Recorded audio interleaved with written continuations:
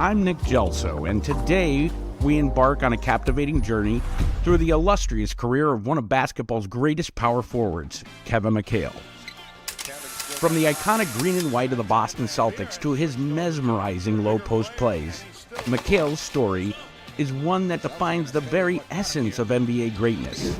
Join us as we unravel the chapters of Kevin McHale's remarkable journey. NBA History Channel is brought to you by Prize Picks and the Game Time app. Immerse yourself in the rich history of the game as we dive deep into the legacy of Kevin McHale, an NBA storyteller for the ages. So now let's get started.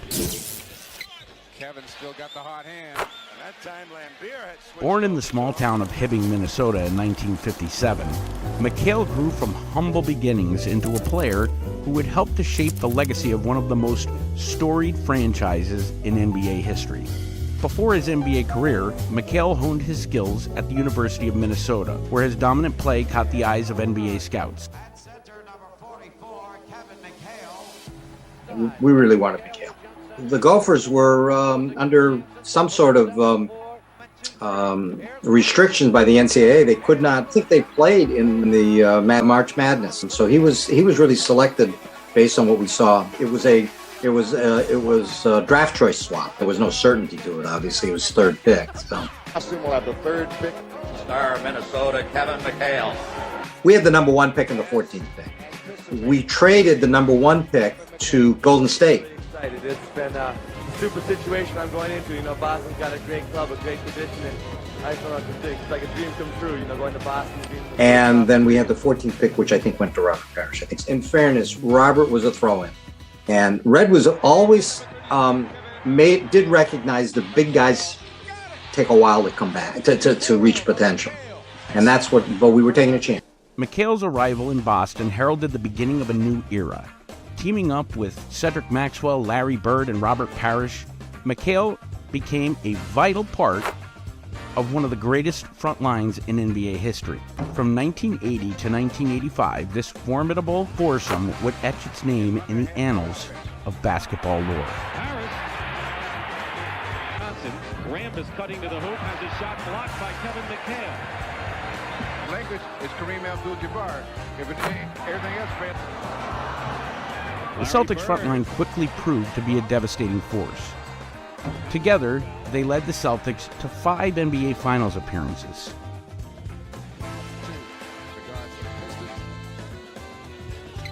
Kevin still got the hot hand. That time Lambeer had switched over to him. Bigger player, and he's still good. I knew we'd be good. I didn't know if we'd be quite that good.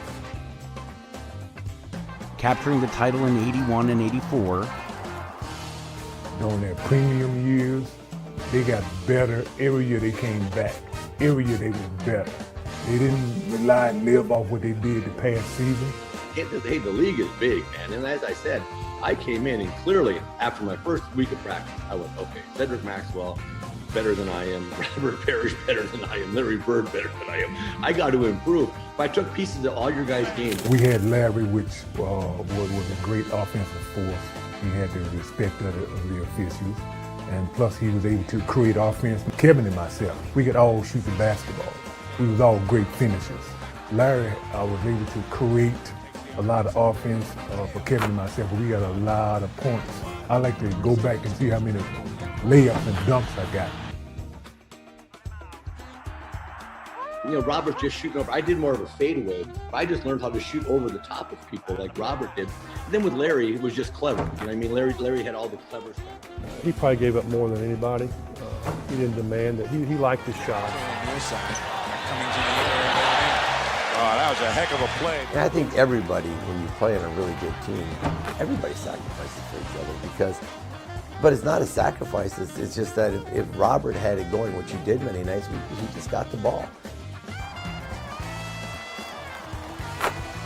But, you know, just playing against you guys, I tell people all the time, Max was so supportive. And, you know, when you know, and not only with me, it's great being with you guys because you guys kept everything fun, competitive. But, you know, I never thought as a rookie that I was never overwhelmed at all. You guys were all better than I was. I was trying to figure out what the hell I was doing. And you guys helped me so much, it was just amazing. I tell people who our arch enemies were, And for you and I, it was Robert Parish and Larry Bird, because every day in practice it was me and you together. Okay, we got to go at these bitches today, and it was like I think back on it, I'm like, man, that was unbelievable basketball when you think about those Hall of Famers and basketball IQs and the way guys played. And once Maxwell was traded to the Clippers, Robert Parish, Kevin McHale, and Larry Bird would go on to win their third and final championship in 1986. By this time, they were dubbed the Big Three.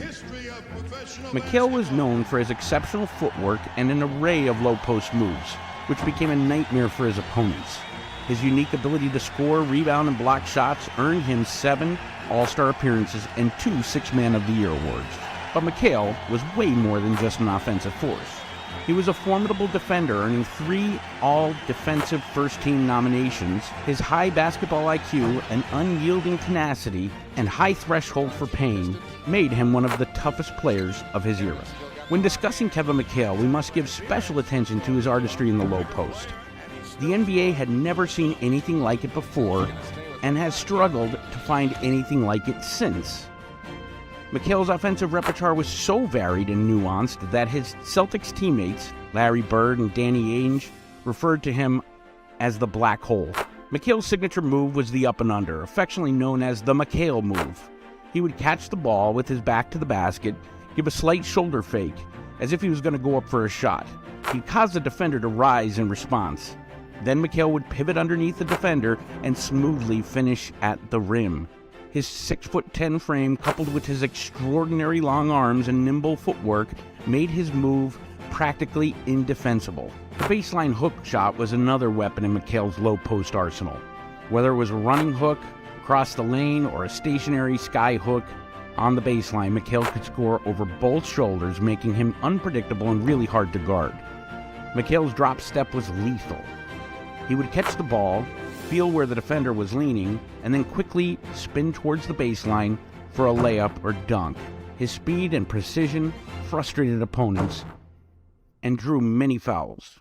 Finally, it's important to mention Kevin McHale's exceptional footwork and ability to draw fouls.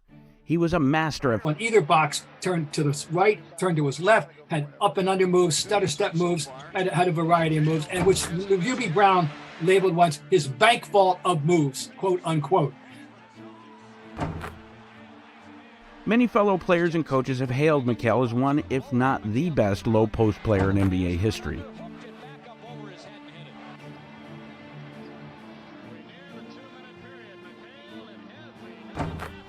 His blend of skill and intuition, unyielding tenacity, made him a nightmare for defenders and a legend in the annals of NBA basketball. Actually, my personal nemesis is Kevin McHale, because he's the best player I ever played against. Mac is unguardable. Mac had to be double team, triple team. You know, he taught me it's only right. You could not stop him. I've always said that you could not stop that guy. Okay, I can have some fun that night. Uh-oh.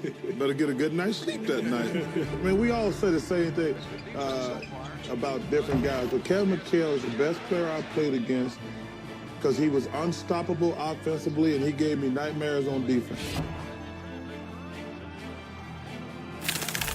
You know, Game Time is just a terrific app. And if you're looking for tickets, I mean, the Game Time app is a great way to get Celtics tickets. Also, not just Celtic tickets, but also for concerts and shows as well. Plus, they have a new feature called Game Time Picks that makes getting tickets to see your favorite teams play live even easier.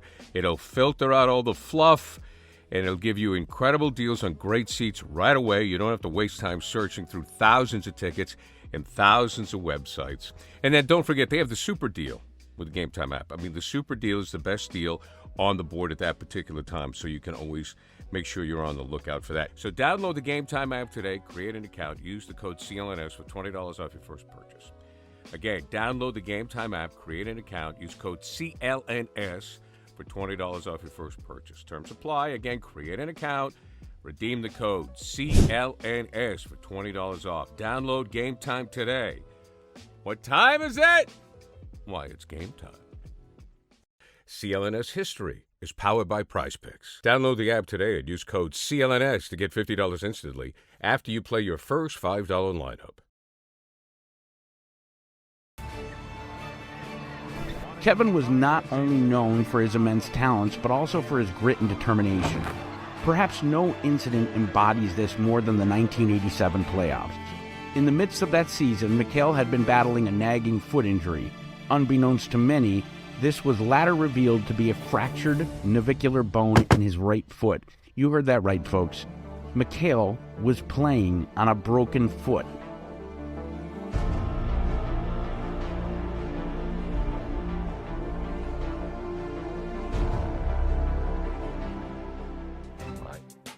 Despite immense pain and risk of worsening the injury, McHale chose to suit up and play.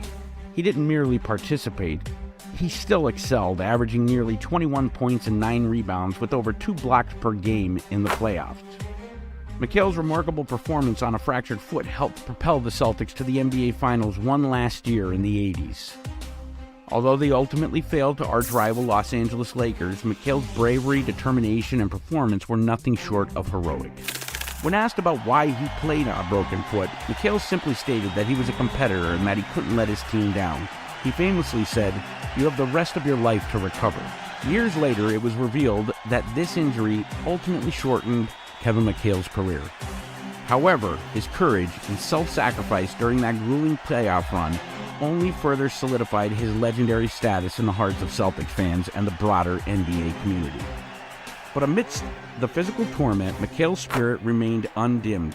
His resilience and unswerving dedication became symbolic of his career and of the legendary Celtics pride. He exemplified the heart of the Boston Celtics.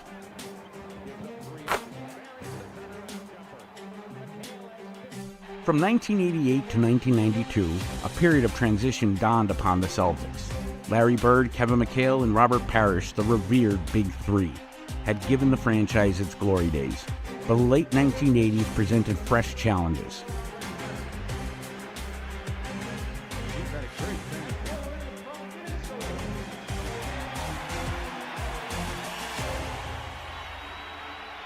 Well, we're seeing the other end. Well, these Knicks are really wanting to run an awful lot. Put it on the glass and hope.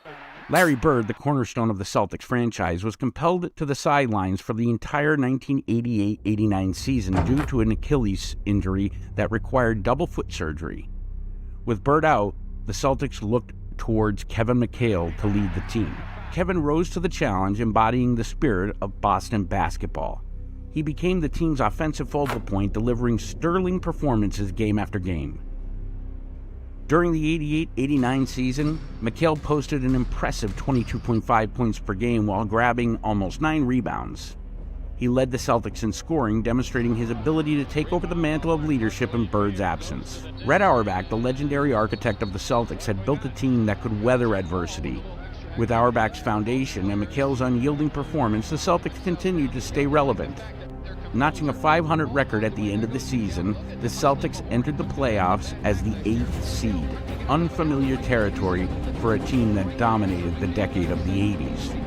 They faced off against the Detroit Pistons in the first round, who would go on to the NBA Finals. They swept the Celtics, ending McHale's short stint as the leader of the team. When Larry Bird returned to the parquet in 89-90, McHale selfishly returned to his role as the second option, exemplifying his team-first mentality.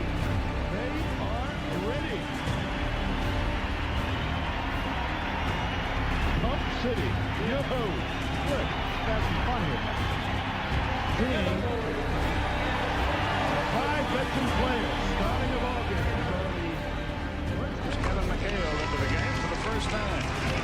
As McHale goes out. All the while, Robert Parish was a constant presence. Alongside McHale and Bird, he maintained the Celtics' intimidating frontcourt. Yet as the 90s commenced, McHale's persistent foot injury began to overshadow his performances. The 1990-91 season saw the return of his troublesome foot injury, signaling the twilight of his career was near. But even amidst physical torment, McHale's spirit remained undimmed. His resilience and unswerving dedication became symbolic of his career and of the legendary Celtics pride. McHale exemplified the heart of a true Boston Celtic. As the seasons moved forward, McHale's foot injury became a recurring theme. In 90-91, the familiar pain resurfaced, casting a shadow over his performance. To mitigate the risk of further damage, McHale had to wear a cumbersome hard brace during games. The brace was a constant reminder of the physical toll he endured, hampering his mobility on the court. Despite the discomfort and reduced agility, McHale continued to play, showcasing his resilience and commitment to his teammates. His statistical production may have dipped, but his impact on the court and in the locker room remained invaluable. One of the great power forwards that have ever played in the NBA. Kevin, he was a gamer. He was an ultimate gamer. You throw the ball to him, you might not get it back because he can score on anybody. He won't throw it back to you. It's called a black hole for a reason. He'd get out there, he'd have this wingspan. I might as well just take a jump shot. He's all the way down here. And Kevin McHale, they got to the point where they were calling him a man of 1,000 moves. Could not guard him one-on-one on the box because he had such great footwork and he did a great job of feeling the contact. And once he felt you, you were done. If the double team didn't come right away, forget about it. He had too much stuff on the box. Four-man would have to be obviously Kevin McHale, the master of the inside, outside, however way you want a game. So. I hated Kevin McHale because he's the best player I ever played against. He's the one guy who was so much bigger than me with his long arms and his great moves. I had a difficult time guarding him. And then on the other end, he was so long. He was so long. It was tough for me to get my shot off if I had to face him up. Kevin, because two guys who were great in the low post, and obviously one was a mentor to the other, McHale being to Garnett. Right. Time, but here are two guys that were sitting down there. Obviously Diesel is one of them as well, but we're talking about guys who the skill was magnificent over the power. Still, I think him and Elijah won. I don't know a third. As far as footwork, those two guys, as far as footwork, is as good as we'd ever see. I knew I could lock down Danny, so that wasn't a problem. And, we were fearful of Bird and McHale, but we were really scared of McHale because we knew Bird was going to be Bird, and we felt that Dominique may outscore him or you can match that. But McHale was the guy we couldn't get a handle on, and he knew it.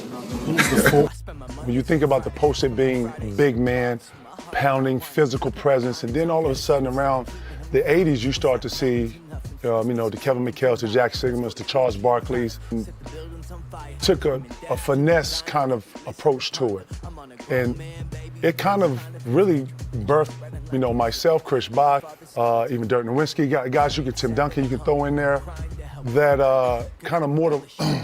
kind of shaped us to what we are. And what I mean by that is, before you had Wilt, Shaq, strong guys being grit, then you see another style of post, and it was really transformed by, the Sigmas, the Adrian Dantleys, the Kevin McHales, using pump fakes from not just verticals, but at angles, using the backboard, up and unders and stuff like that to where you get to, my class, and we was more face-up shooters. It's time the playoffs are right around the corner. It's time to really gear it up and try to get something done. I think that your season is all really looked back on as to how far you get in the playoffs and how deep you can get in there. The 92-93 season marked a swan song of Kevin McHale's illustrious career. Battling through persistent foot injuries and the burden of the brace, McHale faced an uphill battle as his body began to betray him. The toll of his injuries was evident as McHale's movements became more labored and his explosiveness waned. His lift was gone. However, even in his diminished state, he continued to contribute to the Celtics' success, providing crucial scoring and leadership off the bench. During the 1993 playoffs, McHale had one last chance to leave his mark on the game. McHale came on just a moment ago. It was during the fourth game of the first-round series against the Charlotte Hornets that he delivered a vintage McHale performance. With Larry Bird looking on in the audience, McHale drew back Father Time and found his footwork once again. He's tied the game at 97. 6 seconds remaining in overtime, and Charlotte. It was an unparalleled display of skill and determination. McHale poured in 30 points, demonstrating flashes of his former greatness. The Boston Garden crowd erupted in applause, recognizing the enduring spirit of a Celtics legend. Although the Celtics fell short in that series, McHale's final game served as a fitting tribute to his incredible career. It was a reminder of the countless memories he had provided to the fans of Boston and his unwavering commitment to the green and white. There is the strip, the hit, and the shot attempt. It's a good call by the officials. It is a continuation. Today, Kevin McHale's number 32 hangs proudly in the rafters of TD Garden, alongside his teammates Larry Bird, Dennis Johnson, Robert Parish, Cedric Maxwell, and Reggie Lewis. It's a permanent reminder of his lasting impact on the Celtics organization. His career embodies the essence of Boston basketball. It's been a great honor over the last 13 years that we played with you, DJ, I think, for what, 6 or 7? And what a teammate. And congratulations, and now that you have joined us out above courtside, say congratulations to you and your family, and what a ride it was. Thank you.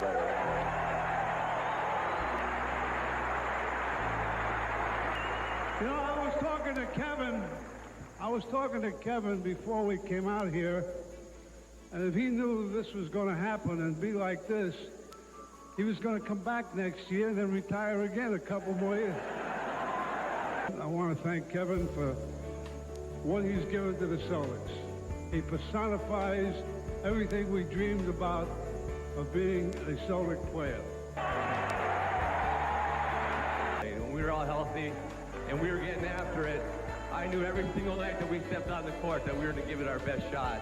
And a lot of times those were championship years, but I was lucky enough to win 3 of them here.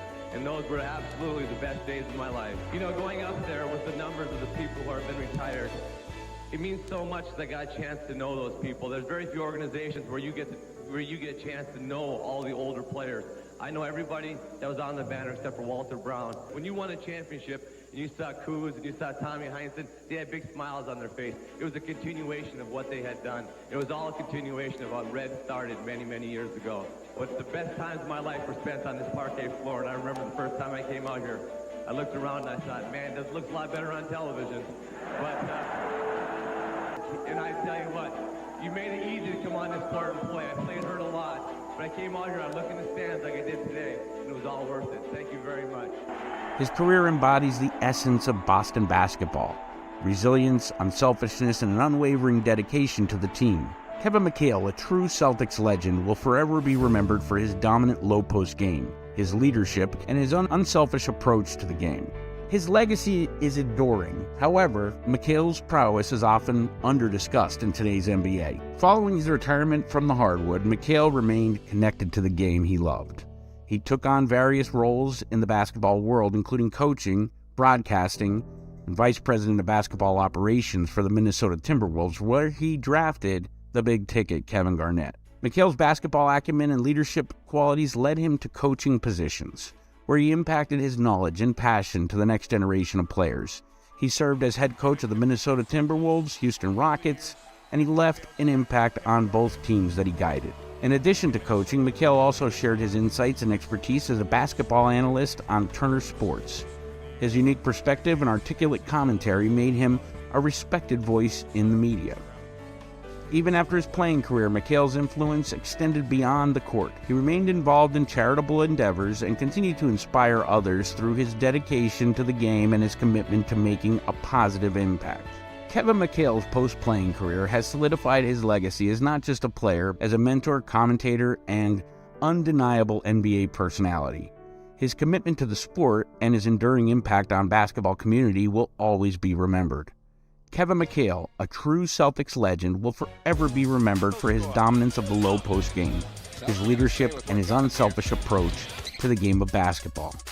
McHale's legacy continues to inspire the next generation, reminding us of his indelible mark that he left on the sport. Thank you for joining us on this journey through the remarkable NBA career of Kevin McHale. From his dominance in the low post to his unwavering commitment to the Boston Celtics, McHale's impact on the game will forever be etched in basketball history.